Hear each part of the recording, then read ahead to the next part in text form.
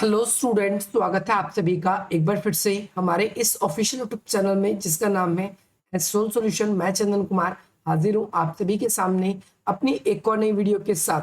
तो गाइस, आज की इस नई वीडियो में हम बात करेंगे उन सभी स्टूडेंट्स के लिए जो एमपीएस कोर्स के मास्टर ऑफ पॉलिटिकल साइंस के स्टूडेंट्स हैं और उन सभी के पास में एमपीएस 004 का सब्जेक्ट है।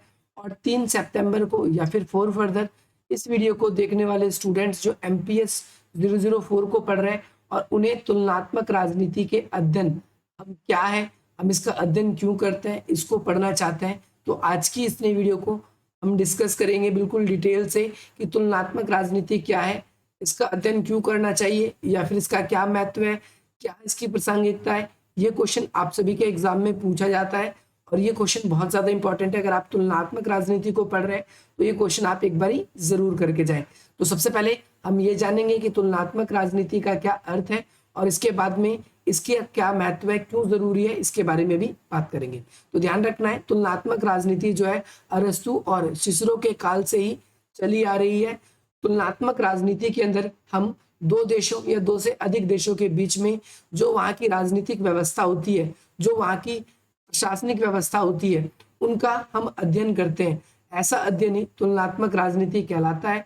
अब हम इसकी कुछ परिभाषाओं के बारे में बात कर लेते हैं। जैसे माइकल कॉर्टिस, इनके अनुसार तुलनात्मक राजनीति का संबंध राजनीतिक संस्थाओं यानी जो भी राजनीति की संस्थाएं हैं, राजनीति का व्यवहार, उनके बीच में पाई जाने वाली जो समानता है और जो भिन्नता है, उन सभी के अंदर जो अंतर पाया जाता है, इसे ही हम क्या बोलते हैं, इसे ही हम बोलते हैं तुलनात्मक राजनीति। फिर से रिपीट किया जा रहा है, तुलनात्मक राजनीति क्या है कि विभिन्न अलग अलग देशों की जो राजनीतिक संस्थाएं हैं, जैसे भारत की संसद, दूसरे देश की संसद, उनकी जो राजनीतिक व्यवहार किस प्रकार का है उसका जब अध्ययन करते हैं, भारत की संसद कैसे काम करती है, दूसरे देश की संसद कैसे काम करती है, भारत की न्यायपालिका कैसे काम करती है, दूसरे देश की न्यायपालिका कैसी काम करती है, जब इनके बीच में हम समानताओं को, इनकी भिन्नताओं को या फिर किस तरीके से काम कर रही है, जब इस चीज को हम देखते हैं तो यही क्या कहलाती है, यही तुलनात्मक राजनीति कहलाती है।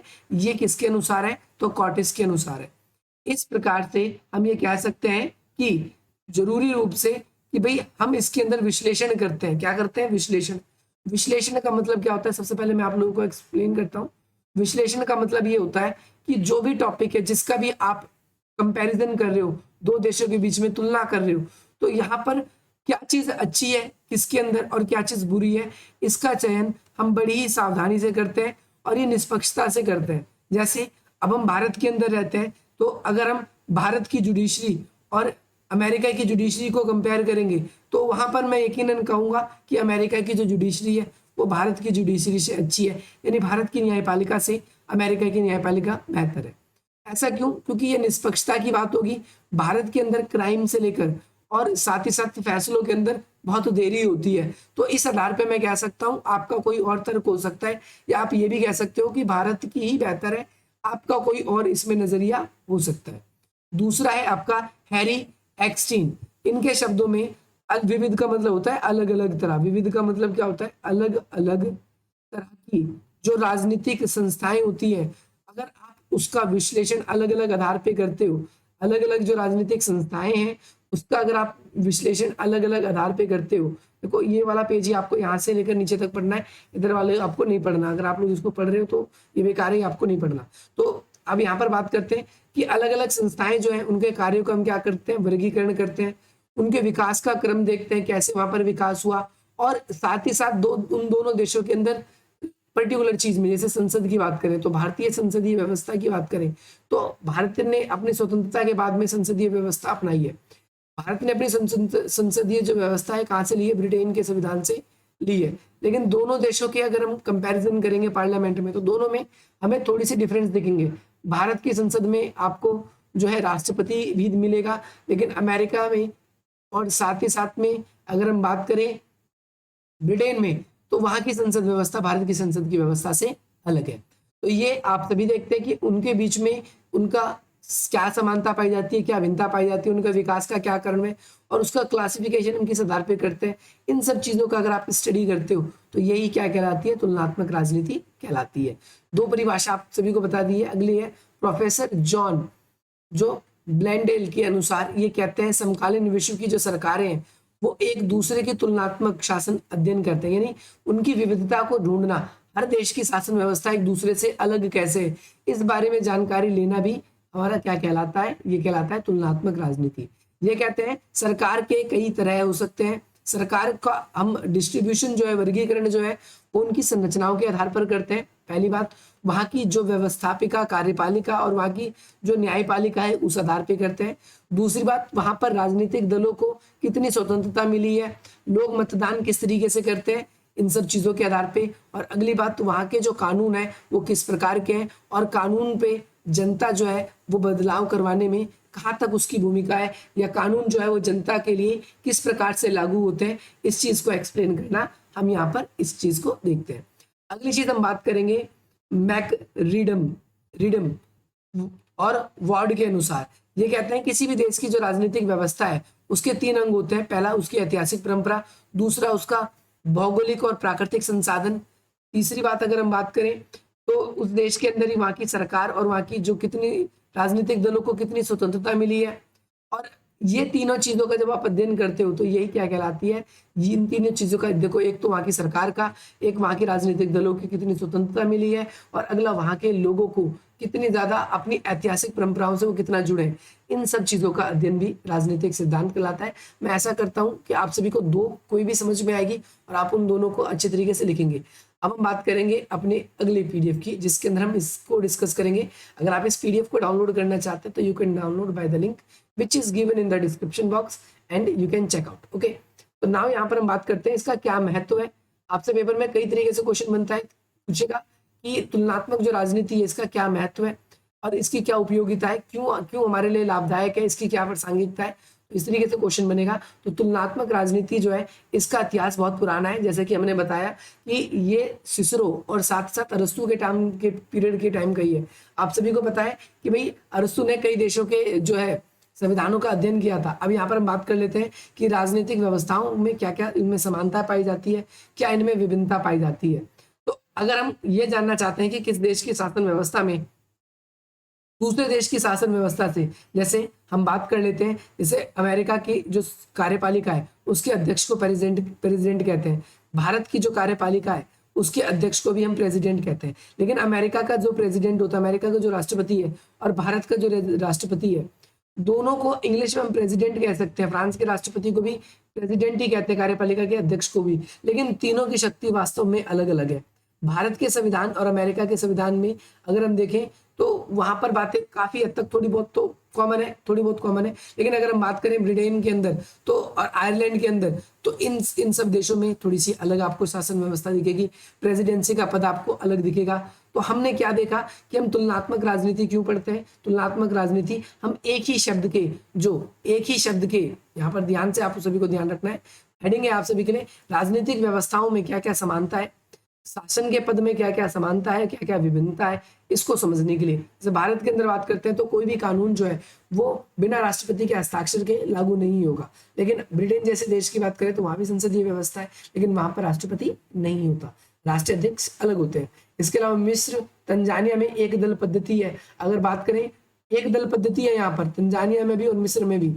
लेकिन अगर हम बात करें तो उत्तर कोरिया, क्यूबा और अन्य कम्युनिस्ट देशों में भी एक दलीय राजनीतिक व्यवस्था है, परंतु वहां की जो एक दलीय राजनीतिक व्यवस्था है और जो भारत की एक दलीय राजनीतिक व्यवस्था है उसमें थोड़ा सा हमें क्या दिखता है, हमें उसमें थोड़ा सा अंतर पाया जाता है, ऐसा देखने को मिलता है। आप सभी को ध्यान रखना है, क्यूबा और तंजानिया की जो दलपत्ति है उसको हम जो है उत्तर कोरिया, क्यूबा और अन्य कम्युनिस्ट देशों में जो है, और उसको हम तंजानिया और मिस्र की शासन व्यवस्था से हम एक जैसा नहीं कह सकते। तो पहला पॉइंट आप सभी को, आई होप आपको क्लियर हो गया होगा। दूसरा पॉइंट है कि विभिन्न देशों की राजनीतिक व्यवस्थाओं को अगर आप ज्ञान लेना चाहते हो उससे जुड़ा हुआ, तो इसके लिए भी ये जरूरी है। कुछ देशों में निरंकुश सरकारें हैं, आप सभी को ध्यान रखना है, और कई देशों में बहुत सारी शक्तिहीन है। यानी कुछ देशों में सरकार ऐसी है जो निरंकुश है, सरकार जो चाहे वो करती है, उस पर कोई प्रतिबंध नहीं लगाता, जैसे चीन की बात करें। लेकिन वही बात करें तो कई देश ऐसे हैं जहां पर अगर सरकार अपनी मनमानी करती है तो उसके ऊपर वहां की जनता सड़कों पर विरोध कर सकती है, उन्हें पूरा अधिकार है, सरकार की कमियों को उजागर कर सकती है। यहाँ पर हम बात करें फ्रांस में और इटली में संसदीय प्रणाली तो है परंतु राजनीतिक अस्थिरता है, जबकि स्वीडन में, ऑस्ट्रेलिया में और न्यूजीलैंड में वहां पर भी संसदीय शासन व्यवस्था है, परंतु वहां पर क्या है, स्थिर सरकार है। तो यहाँ पर हमने क्या देखा कि विभिन्न देशों की जो राज्य व्यवस्था है उसका अध्ययन हमें यहाँ पर देखने को मिलता है।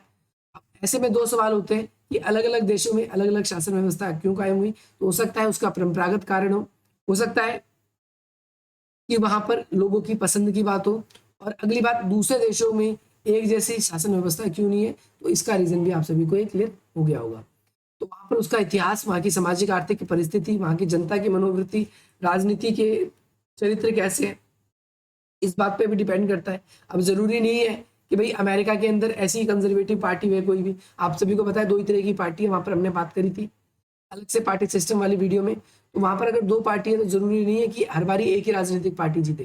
कई बारी अमेरिका में दो सदन है, एक सीनेट है और हाउस ऑफ कॉमन है, ध्यान रखना है। अब यहाँ पर क्या है, दोनों को शक्ति लगभग बराबर है, लेकिन भारत की बात करें तो भारत में ऐसा नहीं होता। भारत में लोकसभा को हम देखते हैं थोड़ा सा ज्यादा शक्ति प्राप्त है, राज्यसभा जो है उसको थोड़ी सी कम पावर प्राप्त है। तो यहाँ पर दूसरा पॉइंट भी आपको क्लियर हो गया होगा। तीसरा, राष्ट्रों के बीच में अगर घनिष्ठ संबंध है तो उनका तुलनात्मक अध्ययन जरूरी है। आज के समय में यातायात संचार के साधन बहुत अच्छे हो गए हैं और देशों के बीच में संबंध जो है वो बहुत ज्यादा अच्छे हो चुके हैं, और अच्छे राजनीतिक संबंध जो है तुलनात्मक राजनीति पर बहुत ज्यादा बल दिया है। अगर फॉर एग्जाम्पल अमेरिका का कोई भी राष्ट्रपति या अमेरिका का कोई भी बड़ा राजनायक आता है तो हमारे देश के कंपैरिजन उन देश से होने लगता है। हमारे देश में कौन सा पद है, विदेश मंत्री कैसे होते हैं, कौन कौन से अधिकार है, उनके देश के विदेश मंत्री को कौन कौन से अधिकार है, ये सारे के सारा कंपैरिजन आप सभी को न्यूज के अंदर दिखाया जाता है। तो ये क्या हमें दिखाता है, ये हमें ये दिखाता है कि तुलनात्मक राजनीति, देशों के जो परस्पर जो संबंध है उनके कारण भी कई बार हमें पढ़ना जरूरी हो जाता है कि अगर आपका संबंध किसी देश से ज्यादा बेटर बन जाता है तो आपकी शासन व्यवस्था उसकी शासन व्यवस्था से कितनी मैच खाती है, ये आप सभी के लिए बहुत ज्यादा जरूरी है। और साथ ही साथ जनता का मार्गदर्शन भी होता है। अगला पॉइंट आप ये कह सकते हो कि जनता को अपने ही एक ही नाम की जो राजनीतिक ज्ञान है, राजनीतिक ज्ञान में वृद्धि होती है। आप प्रेसिडेंट का मतलब सिर्फ भारत का राष्ट्रपति समझते थे, तो ऐसा नहीं है। जो कार्यपालिका का अध्यक्ष है उसको प्रेसिडेंट कहते हैं, चाहे उस देश में राष्ट्रपति हो या उस देश में राष्ट्रपति ना हो, ये आप सभी को ध्यान रखना है। तो हमने क्या देखा, हमने ये देखा कि किसी देश की जो राजनीतिक प्रवृत्ति है वो कुछ किस प्रकार की है, इस बात का अध्ययन हमें उन देशों के तुलनात्मक अध्ययन से पता चल जाता है। यह हम सभी को ध्यान रखना है। अगले पॉइंट की बात करें तो राजनीतिक अध्ययन को वैज्ञानिक बनाने के लिए, राजनीतिक अध्ययन आप सभी ने सुना होगा राजनीतिक शास्त्र एक विज्ञान है, तो एक वैज्ञानिक पद्धति का इसमें होना भी बहुत ज्यादा जरूरी है। वैज्ञानिक पद्धति का इसमें होना भी ज्यादा बहुत जरूरी है। और तुलनात्मक जो पद्धति होती है, एक सार होती है किसी चीज का, ये अलग अलग देशों की जो राजनीतिक व्यवस्था है उन सबको समझने के लिए, अलग अलग देशों को जो राजनीतिक व्यवस्था है उनको अलग अलग वर्गों में बांटा जाता है। तो भारत की शासन व्यवस्था चीन से अलग है, भारत की शासन व्यवस्था जर्मनी से अलग है, भारत की शासन व्यवस्था अमेरिका से अलग है। तो वहां पर हम देखते हैं कि इनको जो क्लासिफाई किया जाता है उनके समानता और विषमताओं के आधार पर, तो ये हम सभी को ध्यान रखना है। इसके अलावा हमें कई सारे नए नए सिद्धांत जब हम देते हैं, नए नए सिद्धांत देते हैं, तो सिद्धांत निर्माण में तुलनात्मक अध्ययन जरूरी है। आप सभी ने राजनीतिक सिद्धांत में पढ़ा होगा, आपका राजनीतिक सिद्धांत कब बनता है, जब उसमें नयापन होता है। जब आपके यहाँ पर नयापन कुछ होगा ही नहीं आपके सिद्धांत के अंदर, तो उसको हम राजनीतिक सिद्धांत कह ही नहीं सकते। ध्यान रखना है, क्योंकि हम तुलनात्मक अध्ययन में अलग अलग देशों की जो शासन व्यवस्था है उसको पढ़ते हैं, संसदीय के अध्यक्ष के बारे में पढ़ते हैं, वहाँ की नौकरशाही के बारे में पढ़ते हैं, अलग अलग चीजों के बारे में पढ़ते हैं। तो इससे हमें पता चलता है कि वहाँ के धार्मिक लोगों को, वहाँ के लोगों को, आम लोगों को कितनी स्वतंत्रताएं प्राप्त है, लोग कितने कैसी स्थिति से गुजर रहे हैं। तो ये सारी की सारी बातें किस बात का पक्षधर है कि हमें बताती है कि वहाँ की तुलनात्मक अध्ययन क्यों आवश्यक है, दूसरे देशों के कल्चर्स को समझने के लिए, दूसरे देश की राजनीतिक व्यवस्थाओं को समझने के लिए। लोकतांत्रिक सरकारें किस किस तरीके से अपने काम करती है, ये भी नागरिकों को किस हद तक कहाँ पर कौन कौन से अधिकार प्राप्त है, और कब कब अगर हम देखें तो सरकार हम पे अधिकारों पर प्रतिबंध लगा सकती है। ये सारी चीजों हमें तुलनात्मक कंपैरेटिव में, जैसे फॉर एग्जांपल एक देश में आपातकाल का प्रावधान है लेकिन कभी आपातकाल लगा ही नहीं, तो हम दूसरे देशों को पढ़ के ये देख सकते हैं कि अच्छा आपातकाल लगता है तो वहां पर ऐसा हो सकता है, नेताओं को गिरफ्तार किया जा सकता है, जनता के अधिकारों को छीना जा सकता है। तो मुझे ऐसा लगता है कि ये वीडियो आप सभी को पसंद आएगी। बाकी इस वीडियो को आप डाउनलोड करना चाहते हैं, इस वीडियो के PDF को, तो यू कैन डाउनलोड। और बाकी अगर आप लोगों को ये वीडियो कैसी लगी, वैसे और भी पॉइंट है लेकिन आप लोगों के लिए जो आंसर है, क्योंकि लिमिटेड शीट आती है उसके लिए इनफ है, और you can write all this things but I told you. So मिलते हैं बाकी हम आप सभी से अपनी अगली वीडियो में। और अगर आप लोगों को ये वीडियो पसंद आए तो आप इस वीडियो को लाइक करें और अधिक से अधिक मित्रों तक शेयर करें। बाकी आप सभी के लिए जो है हमारी वीडियोस जो है वो इसी प्रकार से आती रहेगी। बाकी मिलते हैं हम आप सभी से अपनी अगली वीडियो में। जय हिंद, जय